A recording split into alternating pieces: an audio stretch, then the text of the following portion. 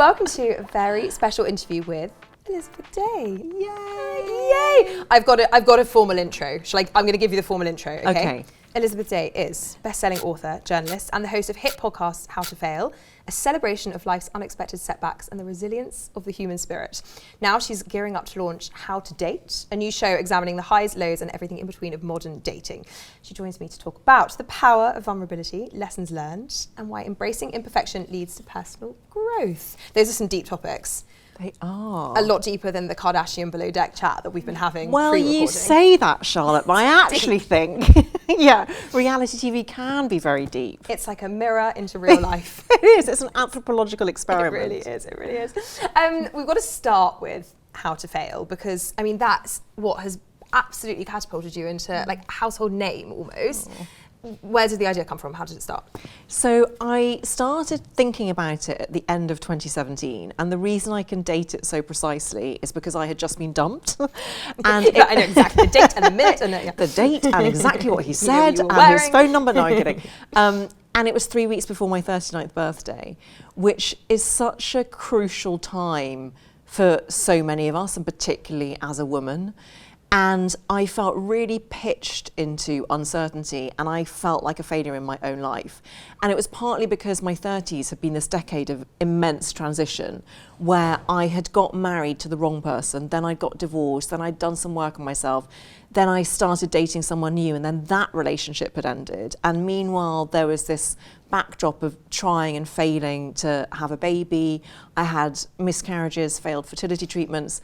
And so at 39, I was feeling exhausted and worried about the future. I thought, well, if I'm feeling like this, I wonder if anyone else is. Because from the outside, my life seemed to be going according to plan, in that if you'd looked at my professional CV, you would have seen that I was a staff feature writer on a Sunday newspaper. I'd written the first couple of novels I wanted to write, but inside I didn't feel like that at all. And I had been used as a print journalist to doing interviews about everyone's successes, the film they wanted to promote, the beauty line they were launching, and they were often really great conversations, but I found that the points of human connection were when the person I was speaking to opened up and was vulnerable. And I just thought, wouldn't it be interesting to do an interview where the focus is failure and what, if anything, we learn from it? Was it hard to persuade people to come on and talk about their failings? Great question. To begin with, it was quite hard. That first season, I relied on friends and contacts that I'd made through journalism. Mm-hmm. And some people got the idea immediately. So my first guest was my friend Phoebe Waller-Bridge, who is a great guest. It's a good starting point. And a great friend to have if you're launching a podcast. And she immediately got it. She was like, I love it. She completely got the sense of it. She is also somebody that we know is happy to be vulnerable publicly, right? Yes. So she's a good person to talk Exactly. What I did find in that first season was that most of the straight white men that I approached very nicely said to me, I don't really think it's for me because I haven't really failed. Wow. To be a straight white man. To have lovely. Like 5% of that confidence. Amazing. It got harder the second season because then people did know it was about vulnerability. And so that's quite an exposing place to be. Now I'm in the very fortunate position that a lot of people listen and get it and understand that they are showing potentially a side of themselves that doesn't often get shown in public. And so now we get people coming to us, which is a really nice position to be in. I'm sure you don't play favourites, but can you just, if you won't give me one favourite, can you just tell me a couple that really stand out in your mind? I can. I suppose I'll always be really fond of that first episode with Phoebe. I think the episode that has changed my life most personally is one I did in season 4 in early 2019 with Mo Gaudat. I knew you were going to say that. Yeah, it's an amazing episode. Yeah. I love that episode. I love Mo. It's the gateway episode for many people to How to Fail. It became incredibly popular during the pandemic, that episode, because Mo is this extraordinary kind of guru who truly believes we all have the capacity within us to be happy. And the way that he speaks is so inspiring but also accessible and generous and funny. I couldn't believe it when Bernie Sanders came on. Like, that was a real pinch me moment. What made you think of it? Did he approach you? Like, how did that come about? What made you think of him? Well, that came about because he had a book out and because I'm also an author. And so it was his publisher who came to us. But I think that they pitched him before he'd said yes to it. So there was this convincing to do afterwards. I know. So there was this last minute sort of frantic rush. I wasn't sure until he actually turned up that it was going to happen. And then he did turn up and he was absolutely brilliant. Okay. He was so brilliant. What's one of his failures that stands out? One of his failures was his failure to make the high school basketball team, age 15. Wow. And I find it so interesting how people like that, who are so eminent in their field and so iconic for so many of us, anyone's metric of success would be someone like that. And yet they're still haunted by something that happened at school. And so we got into that a bit. And at one point he said, "What is this, a therapy session?" And I was like, yes, it's exactly what I said. And then he roared with laughter and the ice was broken. And then more recently, two I have loved in the last year, Kate Winslet, who is a woman's woman to her core. And she turned up with no entourage, 20 minutes early, such a pro. We had such a great conversation. You'll know this, like, you know when you feel it's actually just like a great conversation. You know when it's going well. You know when there's chemistry and when it's vibing. I think it's that thing that, you're right, chemistry. I just felt like we really read each other. Afterwards, were you a bit like, so are we going to be friends now? Like, did you feel like that? Yeah, yes. That's chemistry, yeah. I can exclusively reveal that we have exchanged voice notes. No, that's cool. I know. She's so cool. Yeah. And then Andy Cohen. So as we've already established, I'm a huge reality TV fan, particularly The Real Housewives. And so he's a hero of mine. And he was also great. I love that. You said you get the failures in advance. Do you ever go back and say it's not a good enough failure? Well, I have pushed back on rare occasions saying, these are great. I wonder if this one is a bit too similar to the other one, or whether we might get more mileage if we thought about it slightly differently. It's always a bit heart-sinking where you get three quite trivial failures, like, oh, I failed to catch a cricket ball in a match, which was actually one that someone sent me. But having said that, even though it might make me inwardly groan when I get them, it's my job as an interviewer to dig deeper and find out what makes them interesting, to the extent that this person still thinks of them, like they're uppermost of their mind. And so actually there's no such thing as a boring failure, there's just a bad interviewer. That's generally what I think. Yeah, I love that. And the cricket ball example that I give you was actually Michael Rosen. And when he spoke about failing to, I don't know the cricketing terminology, forgive me. I'm really going to pull you up on it. I'm actually a keen cricket fan. Like failing to make a four or get the wicket or whatever. Anyway. Even that sounded quite technical to me, so good for you. He just failed to catch the ball at some point. Okay. He said, it really bothered me. And I said, is part of the reason it bothered you, do you think you don't like letting people down and it's a sort of team sport? And he took a really long pause and he said, yes, I think that's it, because I've had experience of letting down my child who died when he was in my care. Oh, wow. And so then it became this really profound and unbelievably poignant conversation about his beloved son who died of meningitis. Wow. And I didn't know that that was going to come out of that failure. So very often it's just about the questions that you ask. Do you have any therapy experience? Like, do you have a high EQ? Kind of, where does that interest in people come from? I have lots of therapy experience in terms of having therapy. So that's not what I meant. I wouldn't for a second ask that. I meant more as a therapist. But I'm a huge advocate of that, and I do think I've learned a lot from those experiences. I'm very curious about people. I find them endlessly fascinating, and it's genuinely why I love reality TV, because I want to know what makes someone feel the way that they do or behave the way that they do, and very often those answers lie in something that they've experienced as a child, and I know that that's true from myself. I suppose my desire for connection probably comes a lot from my upbringing, where aged 4 we moved from England to the north of Ireland, but I've always spoken with a very English accent, and I never fitted in. And it was at a time when Northern Ireland was in the raging grip of a civil war, essentially. And when I went to secondary school, I didn't have a good time. And I felt lonely in the truest sense of the word, that loneliness that you get even when you're surrounded by other people. Loneliness. Yes. That really made me question what connection is. And so I suppose I've carried that into my adult life. And so that's why I think I'm nosy. There's also something particularly interesting about getting to the bottom of that in people who are in the public eye who we might have an otherwise preconception of. Definitely. Right? You get to kind of skin away those surfaces and those assumptions. Definitely that. We have this tendency to look at people who are successful and assume that they have it all. And we see these sort of shimmering gods on the red carpet, and it's quite two-dimensional. I actually think social might have made that worse. It depends on what people are putting out there, doesn't it? It does. You must have given a lot of thought to what your failures would be. Yes, well actually, so the first season I did, I had to really scrabble a lot of guests together, and I couldn't get guest 8. And so my very good friend Dolly Alderton, Clang, pick that one up. Sweep it up. She suggested that she interview me for the final episode. Yes, I remember this actually, yes. But I think, so my failures then were failure to say goodbye. At that stage, I found goodbyes very difficult, to the extent that even when I broke up with someone, I would sort of still want to be in their lives or have them in my life. Failure to have a baby, that would still be one of my failures. And failure to be good at tennis. It's just have it all. A sport that I love to watch, and that people often say to me, "Oh, I bet you're good at tennis." And I'm like, I'm really not, and it's really annoying.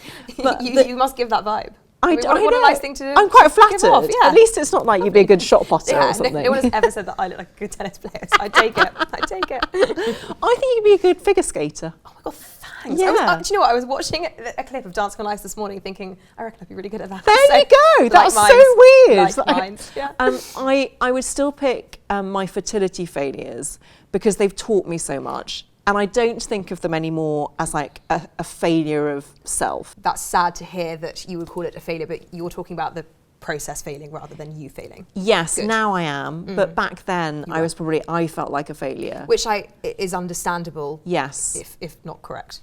It's so understandable, especially because so much of the medical terminology around fertility is the language of failure, and predominantly the woman's failure, which is so unfair and actually illogical if you look at the statistics.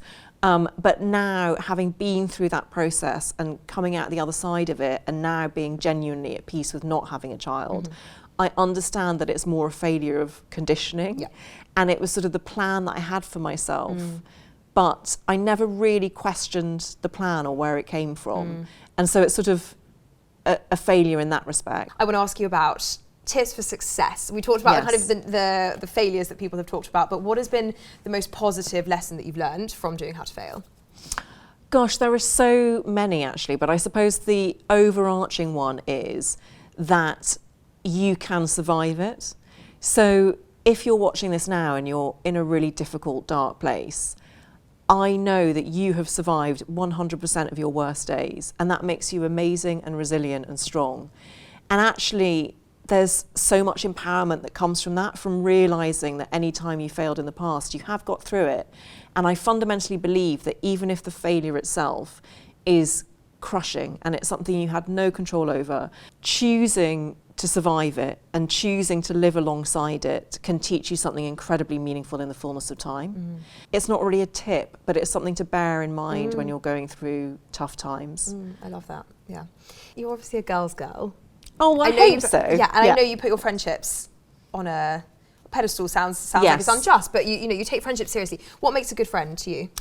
The number one quality for a good friend, to my mind, and it will be different for different people, but is generosity of spirit. Someone who is always thinking the best of you. That is their default position, to think the best of you. So if you don't manage to call them every single week, if you are struggling to find time to go for dinner, they will still think the best of you when you do get around to texting them or sending them a 10-minute voice note, and they will understand and they will meet you in that way. And there's a generosity of spirit also in the sense of sort of welcome and warmth, so that when you do see that friend, you can hit relational depth really quickly because there's no misplaced guilt. You can just get rid of all of that and you can really enjoy the time that you have.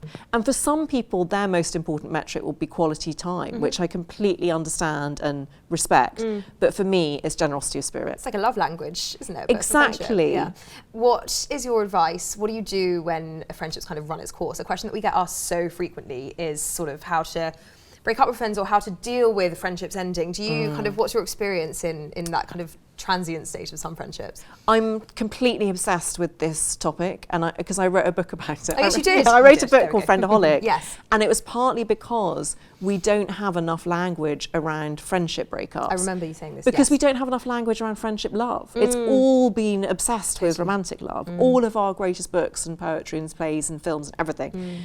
And so that means when it comes to breaking up or moving on or evolving a friendship, we can feel so hidebound by that conflict avoidance, because very often we still love our friend or we love the memory of the friendship as it was, and so we don't want to upset them, and it's awful to navigate. I completely understand that. I'm someone who has been ghosted. Everyone has. Everyone, No and shame. has actually probably done some ghosting myself in the friendship context, because I thought, maybe wrongly, that that was the kinder way to be. So my top piece of advice is to look at the language that you use to communicate your friendship when it was at its best. Can you model that language in your breakup? If your friendship has been conducted over the phone overwhelmingly, then perhaps you need to try and establish new boundaries over the phone. Perhaps you need to gear yourself up for that conversation. If it's not one that's relied a lot on the phone and you haven't actually seen each other that much, you could potentially let the gaps between your communication drift slightly. So it doesn't always have to be about being really upfront. No, a big breakup. Yes, and there are such things as non-verbal boundaries. You can lead with love even if you need a friendship to end. You can say something like, I have so loved our friendship and it has meant so much to me, and I am at a slightly different stage in my life now than I was 5-10 years ago, and I know things have moved on for you too, and I just wanted to explain that if I'm not in touch, that's why.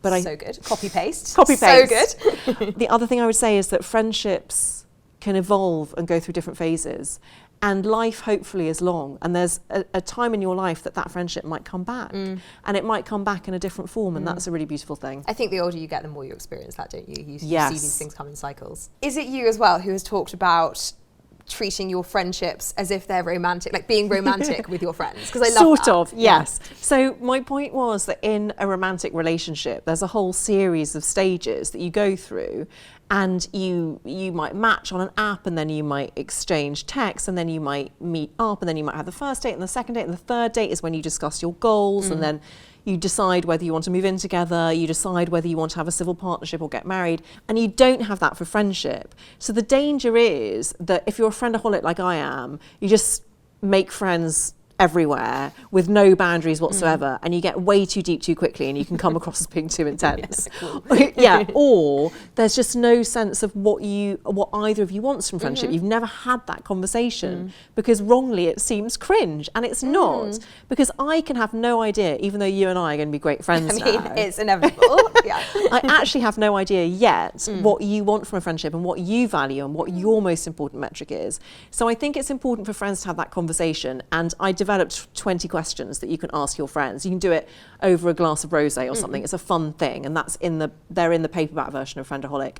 But I also think that there's something really beautiful about having rituals around friendship. So when I was doing live events around my book, there were these two best friends who they were in the audience at Bath, and they said that they'd had a friend's marriage ceremony just before one of them had got married to a man. Obsessed. And they were like, because we wanted to go to the woods and just have this moment where we said what we meant to each other, because it was just as important than a conventional romantic marriage. So I really love that idea of kind of friendship rituals and anniversaries and sending flowers and cards to your friends. Yeah, I do too. From friendship to dating, it's all tied up so nicely. You have a new limited podcast series coming out. Yes. How's the date? Tell me about it.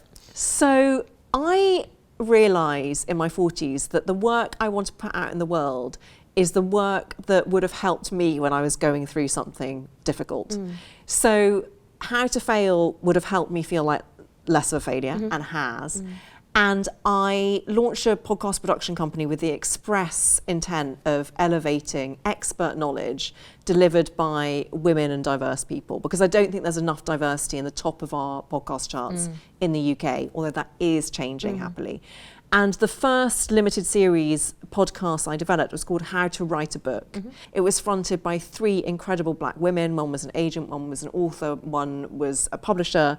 And it really took you through the whole process and was free to listen to. And it got me thinking about podcast learning. And so I've developed this idea, which is the Podclass, a podcast masterclass. Very nice. Which is designed to help you learn a skill or just to help you live better. And it's designed to be entertaining and expert. So that is a preamble to say, I always knew that I wanted my second podcast to be How to Date. Got you. For the aforementioned reasons, because I was single in my late 30s. And let me tell you, that is not an easy time to be single. I can imagine. And it was also the first time I had ever used an app for dating, because dating had changed so dramatically in the time that I had been committed. And I was not prepared for the jungles of online dating. And it's one of the things that I'm asked most often about on How to Fail in the subscribe episodes or on my live shows. And I know that there are people out there who would really value the guidance that we can give, as well as the laughs along the way and the hope that we can offer. And I'm so delighted that the person I'm hosting it with is Mel Schilling.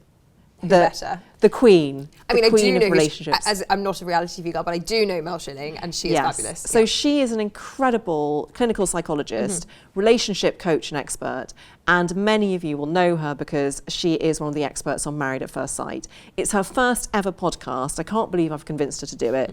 And part of the reason we make a really good team is because we both met our husbands online, and we both met our husbands in our late 30s. And so she obviously has a lot of professional expertise to bring to bear, and I have a lot of anecdotal expertise too.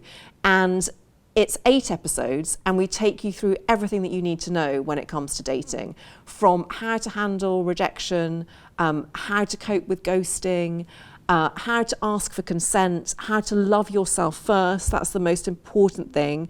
It's all there, and it's been really fun to do, and I hope it will really help a lot of people. There's also a difference, isn't there, between how to find the love of your life and how to date. Like, those are different things. Great point, actually. And it's one of the things Mel's really good at, because she says you've got to be really clear before you start dating why you're dating. Because if you're dating for a series of flings, that's totally fine, but you are going to be setting different parameters than if you are dating with the intention of having a long-term committed relationship. Yeah. How you date will be different. Presumably. Exactly.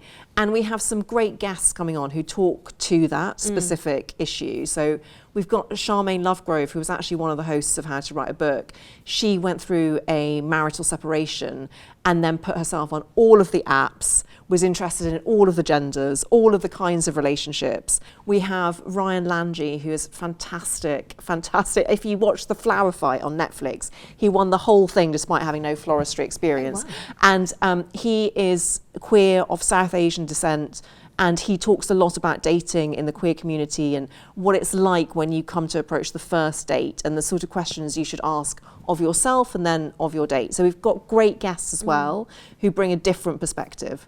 What's your number one tip for surviving the apps or online dating? It really would be get to know yourself first. So very many of us, we find ourselves dating because we're in a panic about meeting someone. That was certainly my situation in my late 30s. And because I'd been in this series of long-term monogamous romantic relationships, a lot of the time I forgot to ask myself what I wanted. I wasn't in touch with my own needs and desires. And actually spending time with yourself and really ploughing those depths and really understanding who you are, but what your triggers might be, doing that first is going to be so good when it comes to having confidence and self-esteem when it goes out to date. And then I think the other thing would be working out what your values are, as opposed to, as they often do on Married at First Sight, saying, or Love Island, they're not my type. My type is, and being very prescriptive. Actually, things like physical appearance aren't that important, newsflash. Yeah. But values are very important. So if one of your values is freedom and you are dating someone who doesn't share that value, who is very much like, I'm a homebody, I really like to have a regimented diary. Like, it's working out the things that are important to you that have a more overarching impact than just, oh, they're brunette, so not for me. So things like that. And actually, what's great about How to Date is that we have all these downloadable worksheets and resources on a website, thepodclass.co.uk. And episode by episode, we leave you with an exercise. And some of those exercises are designed by Mel in order that you can work out what your values are, what your red flags are, your amber flags, your green flags. And so it's going to be a very interactive experience for any listener. When you visit it, there is a pop-up and it's a good dating pledge. So Mel and I want to revolutionise dating. Just a modest aspiration. I love that for you. Because many of us have been treated so badly by bad daters. And we've had negative experiences. And so we want to transform that for people. Mel believes in dating karma and kind of paying it forward. And so the dating pledge, you don't have to do anything, you just put in your email, and it's a series of 10 pledges, from I will not ghost to I will always ask for consent to I will always communicate with clarity.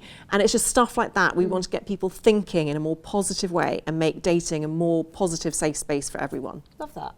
Have you got a really good dating anecdote? I actually I bet you've got loads. Thank goodness you asked me. Tell me a really good one. Oh my gosh. In this period where I was dating, so I was, 39, and desperation probably oozing from my every pore, in the sense that I was like, I need to get on with this now. So I would go through a cycle with like Bumble or OkCupid. A lot of paramedics on OkCupid, I found. Niche. And a lot of them took photos in the ambulance, which I found weird. Kind of hot. I see that. Charlotte, Holby City. we discovered your kink. I like it. I know you're married, but if you're ever not, OkCupid is your safe space. And then I would ask my friends for real life setup. This guy, I'd been so sort of eroded by apps that I started thinking, well, there's not much out there, so I just need to really just give anyone a chance, which is not a good thing. Shoot your shot, yeah. So he was not only not my normal type, but just didn't have that alignment of values that Mel rightly says is so important. But I just kept giving him more chances because I was like, well, that's what's out there. 2 or 3 dates in, he started to be really quite possessive. So he would ring me up and I'd be at dinner with a friend and he'd be like, when are you going to be home? Because I want to come over. And my friend was like, you've only just met this guy. That's weird. But I was like, oh no, it just shows that he's sort of into me and stuff. That's how desperate I was. Yeah. I get a buzz on my intercom and he says, oh, can you come down? Can you just help me with something? So I go down and he's turned up in his parents' car and he opens the passenger door and takes out a roll-up futon camp bed. And I was like, what's that? He's like, it's a camp bed. I said, oh. He said, because your bed's really uncomfortable and I've got lower back problems, so I'm going to sleep on this tonight. I was like, okay, totally fine. Not thinking... Is it? It's a bit weird, isn't it? Yeah. And so I help him upstairs with his futon roll-up camp bed. And then we have sex in my actual bed. And then he just moves. Literally just like rolls off like a sort of faithful retainer. Cheerio. Just like bye, I'm off. Rolls up, just like on the floor. I think you might be onto something there. Separate bed, do the business, off you go. Cheerio. In a way. It's the dream scenario. I was in such a state that I was like, well, what's good about this? This is my internal monologue. I was like, what's good about this is that he really knows himself and he knows that he's got like a lumbar problem. I'm taking action and I'm bringing my own camp bed. He was a strong, independent man. Yeah, I was like, good for him, maybe. At what point did you realise this was weird? I'll tell you exactly. It was that night. Good. So in my head, I was like, it will be fine marrying someone like this because he just like we'll just have a hard mattress. I'll jump back and it's fine. So I fall asleep and I just remember in the middle of the night sitting bolt upright with this vivid realisation that this man could not be my boyfriend. Good. I suddenly came to my senses. My subconscious was like, no. Good. A little person inside of you was screaming. Knock. No. Yeah. And I was like, okay, it has to end. I just feel so trapped. I felt so trapped in it. We meet for coffee and I do the classic thing of like, it's not you, it's me, and I'm maybe just not ready, but I don't think it's working. And he looked at me and he was like, fine, but as long as you don't change your mind in 6 months' time, because by then your ovaries would have dried up and I won't be interested anymore. No. Direct quote. And I thought, if I did have any shred of uncertainty at that point, I was like, cemented it. Thank goodness. Wow, Futon Man was mean in the end. He was really mean in the end. I'm sorry. And I'm sure he's not a mean person, but for whatever reason, we definitely weren't meant to be. No. I wonder what happened to him. I don't want to know. No. So It's best we don't know. no one tell me. Let us know. Fascinated. This is a total deviation, but you mentioned before that you were 39 in 2017, which is mind-blowing. I was trying to do some quick maths. I was like, I'm 46. There you go. I mean, you look amazing. What do you love beauty-wise? What do you swear by? I love aging. I should first of all say, because I think, as we've discussed, it's taken me a while to know myself. And that means I think I know what suits me better. So right down to what hair length suits me. I had years of just trying to grow my hair longer. And I've discovered that I feel like this is my length and I really love it this length. And that has genuinely, I think, changed my face as well. It does, as has getting my brows done by an amazing woman called Anu at 180 Health Club. Anu Kappa. I've heard of her. She's incredible. I drink a lot of water. I don't drink coffee. And then in terms of what I actually do, so I wrote this column when I was a weekly columnist for You magazine on the Mail on Sunday with the naivety of youth saying, wrinkles are so beautiful, which I do think still, and I don't understand. Like I'll never get Botox. You did one of those, yeah. I did one of those classic things, okay. And a few months after that, I was filmed for something, and when I saw the film, I was like, oh my goodness. And the reason I was prompted to get Botox is because I didn't feel that this vertical frown line I had here represented my joy for the world. Like I'm a really optimistic person who finds joy in things, and I looked so grumpy and I didn't want that. I didn't want to convey that. And so I went and I hate the phrase baby Botox. There's just something so cringe about it, but like a microdose just to here. I'm going to call it biohacking now as well. I also love this life hack from Charlotte, which is, as you rightly pointed out. I said to you that I'd seen a TikTok earlier today that was saying that what women are criticised for, like anti-aging, that we shouldn't be worrying about anti-aging, men are calling biohacking and are getting all the praise for it. Which is so genius. So yeah, I biohack my face. Tell you what I love, Profilo. It basically doesn't change your face. No. It just moisturises. It's super, super moisturiser. And I really noticed an improvement in skin quality. And just recently I tried the polynucleotides. I love a spray tan, as we discussed earlier. Yeah, right. It solves my mood. Everything. Yeah, my self-esteem goes up 1,000 notches. Yeah. And so that's what works for me, genuinely. And I look back at my former self with fondness and understanding. But I also, I do think that it's about how you present yourself to yourself, as well as how you present yourself to the world. But it was more about how powerful I wanted to look. And how you want to respect yourself in that way. Totally. You're obviously somebody who has done the work. What do you wish you could go back and tell your younger self, your I don't know, mid-30s self, or the 39-year-old who just come out of that relationship? I love that question. I'd say that rejection is protection. If something is for you, then it won't pass you by. It might come back in a different form. And ultimately, I'm now so grateful for every single relationship of mine that didn't work out. It got me to a point of greater understanding. And then the second thing I'd say is that, again, I used to be someone who had a very well thought out, detailed sort of 5-year plan. And I realised that some of the most interesting, fulfilling moments in life come when it doesn't go according to plan. And the one thing you can always guarantee is that life won't go according to that plan, because very often you don't have the context for who you're going to be in 5 years' time or 10 years' time.